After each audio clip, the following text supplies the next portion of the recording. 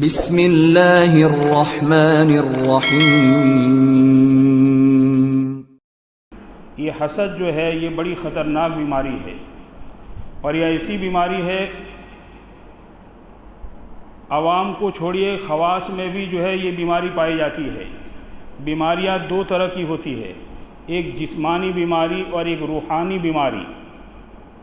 جسمانی بیماری کا مقابلہ کرنا تو آسان، جس سے دنیا ہی کے اندر تکلیف پہنچے گی، لیکن روحانی بیماری جو ہے یہ بڑی خطرناک ہوتی ہے، اور اس میں بھی جو ہے حسد، تکبر، کینہ، بدظنی، یہ ساری روحانی امراض ہے، روحانی بیماریاں ہے جو انسان کی آخرت کو تباہ کر دیتی ہے۔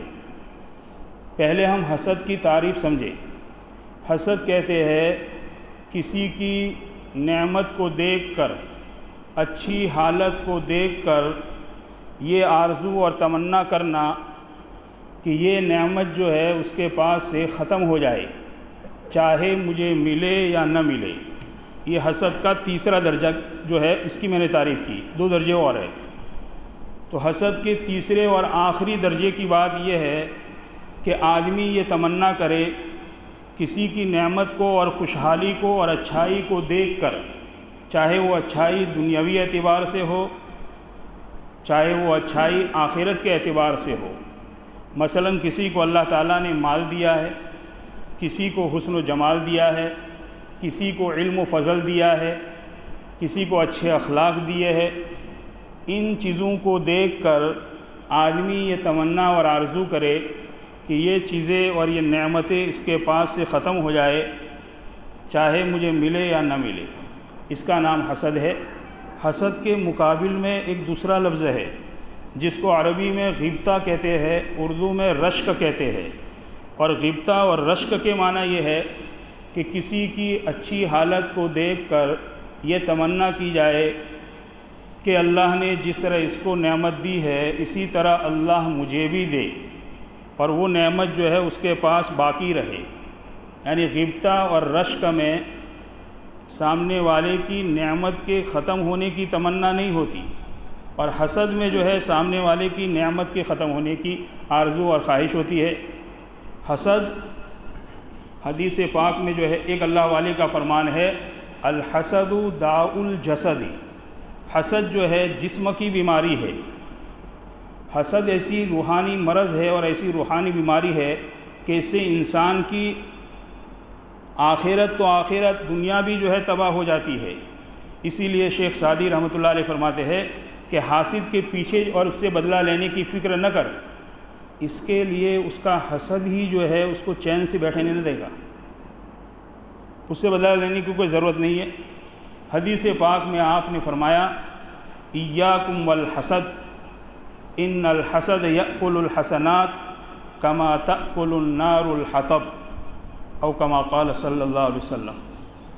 آپ نے فرمایا، لوگو حسد سے بچو، اس لیے کہ حسد نیکیوں کو اس طرح کھا جاتا ہے جس طریقے پر آگ سوکھی لکڑی کو کھا جاتا ہے۔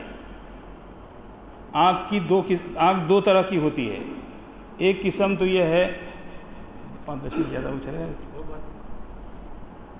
ایک قسم تو وہ ہے کہ جو آگ اٹھی اور آس پاس کی ساری چیزوں کو جلا کر جو ہے راکھ کر دیا تیزی کے ساتھ، اور دوسری آگ کی قسم یہ ہے کہ جو ظاہری اعتبار سے نظر نہ آئے لیکن اندرونی اعتبار سے جو ہے دوسری چیزوں کو کھاتی رہے۔ جیسے لکڑی کا برادہ ہوتا ہے، تو لکڑی کے برادے کو جلائیں گے تو آگ محسوس نہیں ہوگی، لیکن اندر سے جو ہے وہ جلانا جاری رکھتا ہے، اندر سے جو ہے وہ جلا رہا ہوتا ہے۔ یہ آگ کی دوسری قسم یہاں مراد ہے، کما تأکل النار الحطب، جس طرح آگ لکڑی کو جو ہے کھاتی ہے، اسی طرح حسد انسان کے اعمال کو کھا جاتی ہے۔ قیامت کے دن جو ہے آدمی یوں سمجھے گا کہ میں نے تو اتنی نمازیں پڑھی ہے، اتنے اللہ تعالیٰ کی عبادت کی ہے، صدقہ و خیرات کیا ہے، اللہ کے سامنے جب وہ کھڑا ہوگا اللہ فرمائیں گے کیا لے کر آیا؟ تو وہ اسی آرزو اور تمنا میں ہوگا۔ اللہ تعالیٰ پھر فرمائیں گے کہ حسد کی وجہ سے تو دنیا میں لوگوں پر حسد کیا کرتا تھا، تیرے حسد نے جو ہے کوئی نیک عمل تیرے نامہ اعمال میں نہیں چھوڑا ہے۔ یہ ایسی مہلک اور خطرناک بیماری ہے، یہ ایسا گناہ ہے کہ جو آسمان میں سب سے پہلے کیا گیا اور زمین میں بھی سب سے پہلے یہ گناہ کیا گیا۔ اللہ رب العزت نے حضرت آدم علیہ السلام کو جب خلیفہ بنانا منظور کیا تو فرشتوں سے فرمایا انی جاعل فی الارض خلیفہ، میں زمین میں اپنا نائب اور خلیفہ بنانا چاہتا ہوں۔ تو یہ شیطان جو تھا فرشتوں کا سردار، اللہ نے اس کو بہت زیادہ علم دیا تھا، اس کے دل میں حسد پیدا ہوا۔ جب آدم علیہ السلام کے متعلق اللہ تعالیٰ نے فرشتوں کو حکم دیا کہ سجدہ کرو آدم کو، تو شیطان نے سجدہ نہیں کیا، اور نہ کرنے کی وجہ اس کے دل میں حسد پیدا ہوا، اور اسی حسد کی بیماری کی وجہ سے اللہ جانے کیا کیا بیماریاں پیدا ہوگی، تکبر بھی آئے گا، غیبت بھی ہوگی، بدظنی بھی آئے گی۔ یہ حسد کی وجہ سے جو ہے یہ ساری چیزیں پیدا ہوتی ہے۔ چنانچہ اس نے سجدہ کرنے سے انکار کر دیا۔ قرآن نے فرمایا ابا واستکبر، اس نے انکار کیا اور تکبر کیا اور آدم علیہ السلام کو سجدہ نہیں کیا۔ تو یہ سب سے پہلا گناہ جو آسمان میں کیا گیا، اور اس کی نحوست یہ ہوئی کہ اللہ نے اس کو جنت سے نکال دیا۔ دنیا میں سب سے پہلا گناہ بھی یہی ہے۔ آدم علیہ السلام کے 2 بیٹے تھے، قابل اور حابل۔ تو پورا واقعہ لمبا واقعہ ہے، مختصر یہ کہ قابل کے اندر بھی حابل کے متعلق حسد پیدا ہوا، اور حسد پیدا ہونے کی وجہ تھی، حسد پیدا ہوا، اور اسی حسد کی وجہ سے قابل کا حسد اس کو قتل تک لے گیا، اور اس نے اپنے بھائی حابل کو قتل کر دیا۔ یہ حسد ہی کی وجہ سے جو ہے یہاں قتل تک نوبت پہنچی۔ تو یہ سب سے پہلا گناہ ہے حسد، جو آسمان پر بھی پہلا کیا گیا اور زمین پر بھی جو ہے کیا گیا، اور اسی حسد کی بیماری کی وجہ سے جو ہے نہ معلوم کیا کیا بیماریاں پیدا ہوگی، بدظنی وغیرہ پیدا ہوگی۔ مثلا حضرت سفیان ثوری رحمۃ اللہ علیہ فرماتے ہیں کہ میں مسجد کے اندر بیٹھا ہوا تھا، میرے پاس میں جو ہے ایک آدمی نماز پڑھ رہا تھا، تو مجھے اس کے بارے میں بدظنی ہو گئی، اور میرے دل میں یہ خیال آیا کہ یہ آدمی ریاکار ہے، دکھلاوے کے لیے نماز پڑھ رہا ہے۔ سننے جیسی بات، دکھلاوے کے لیے نماز پڑھ رہا ہے۔ حضرت سفیان ثوری رحمۃ اللہ علیہ فرماتے ہیں کہ اس بدظنی کی نحوست جو ہے یہ ظاہر ہوئی کہ 40 دن تہجد کی نماز سے مجھے محروم کر دیا گیا، اسی ایک بدظنی کی وجہ سے۔ نہ معلوم جو ہے ہمارا حال کیا ہے، بھائی میں بھی اسی میں شریک ہوں تم لوگوں کے ساتھ، کیا حال ہے؟ لوگوں سے جو ہے تھوڑی تھوڑی باتوں پر بدظنیاں کرتے۔ دل کی صفائی جو ہے بہت زیادہ ضروری ہے۔ اللہ رب العزت نے فرمایا من اتی بقلب سلیم، قیامت کے دن وہی دل قبول کیا جائے گا اللہ رب العزت کے یہاں کہ جو صحیح سالم ہے، یعنی بے داغ ہے، اس میں کسی کے بارے میں کوئی جو ہے داغ لگا ہوا نہیں ہے۔ حضور اکرم صلی اللہ علیہ وسلم، یہ بات جو ہے کہ اگر بات ختم کرتا ہوئے، حضور اکرم صلی اللہ تعالیٰ علیہ وسلم مسجد نبوی میں تشریف فرما تھے، اتنے میں جو ہے آپ نے یہ بات فرمائی، صحابہ کرام بیٹھے ہوئے تھے، فرمائی کہ ابھی ایک آدمی جو تمہارے پاس آئے گا، دروازے سے داخل ہوگا، وہ جنتی ہوگا، وہ جنتی ہے۔ آپ نے ان کے جنتی ہونے کی بشارت دی۔ اگلے دن تو اتنے میں جو ہے ایک بزرگ آئے، ایسی حالت میں آئے کہ وضو کا پانی جو ہے ان کی داڑھی سے ٹپک رہا تھا۔ دوسرے دن پھر بات ہوئی یہی، اور وہی بزرگ جو ہے پھر داخل ہوئے دروازے میں۔